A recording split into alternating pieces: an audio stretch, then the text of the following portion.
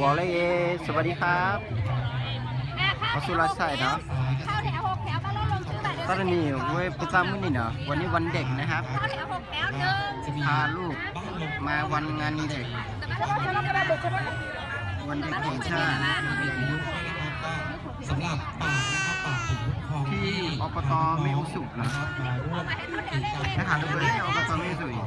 องค์การใหญ่ที่สูงนะครับก็เข้าแถวนั่นเป็นนั่นแหละก็ถ้าถึงเป็นบ้านหวยวันนี้ตอนดึกเนี่ยผู้ใหญ่เด็กมาเยอะแยะเลยจะมีชุดการแสดง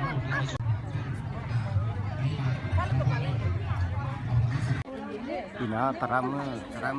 สูงยิงเด็กเล็กและหนองบัวนะหนองปูเลย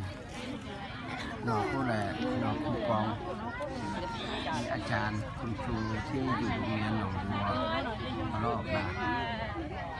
แจกขนมให้เด็กกับใบคูปองลองลุงโชคไปได้หรือเปล่าไม่รู้เลย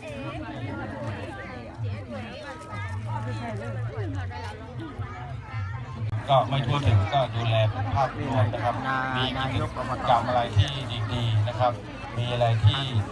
ทางองค์การบริหารส่วนตำบลแม่สูบจะดูแลพ่อแม่พี่น้องดูแลเด็กๆได้ก็จัดเต็มนะครับดูแลให้พยายามให้ทั่วถึงที่สุดนะครับเพื่อพี่น้อง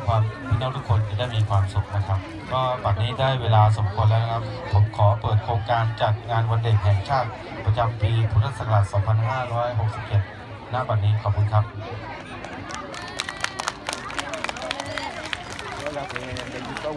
ของให้กับน้องๆด้วยนะครับพี่คมเชิญพี่ๆที่เขามาร่วมบริจาคของแจกของนะครับอ๋อยังไม่มาโอเคไม่เป็นไรครับขอเชิญหัวหน้าส่วนราชการก่อนก็ได้ครับแล้วก็เอาเป็นขอเป็นน้องๆนางรำสัก2 คนถ่ายบนเวทีด้วยกันนะครับท่านนายก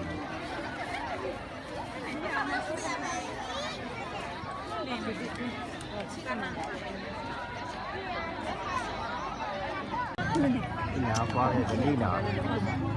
แกโรงเรียนพี่โรงเรียนวิทยาคมไม่สูง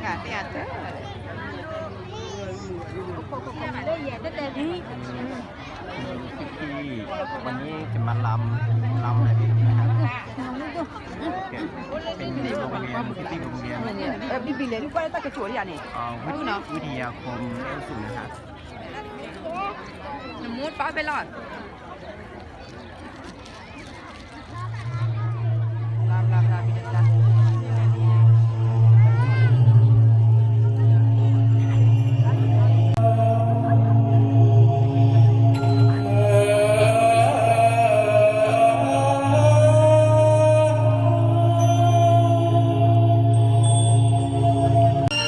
พนมกราบถวายพุทธศาสตร์ศิรกรานเทิดไทยองค์ภูมินทร์จิตวิญญาณแห่งวัฒนธรรมไทย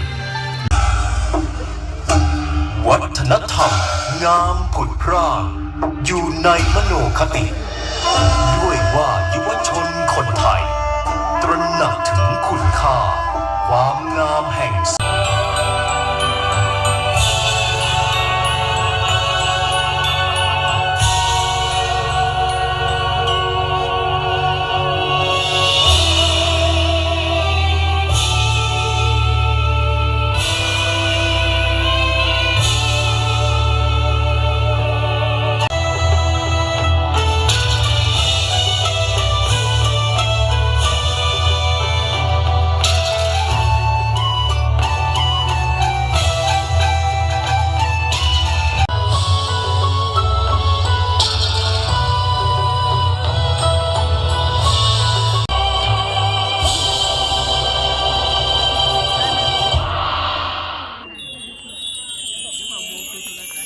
ป .5/1 นะครับโรงเรียนบ้านแม่สุทธิยานะครับน้องคนที่4นะครับน้องแอะเซโดนะครับสงบใจพักดีนะครับตอนนี้ลูกเดินเล่นนะครับเดินเล่นจะไปเล่นของเล่นยังสไลเดอร์ไปเล่นสไลเดอร์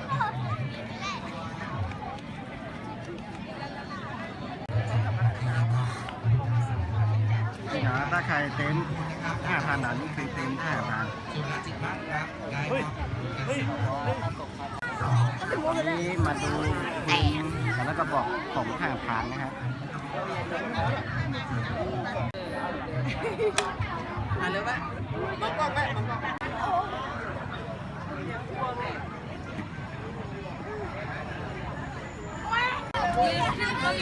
อยู่บอกว่าลูกป่วยนะตอนนี้ลุกขึ้นมา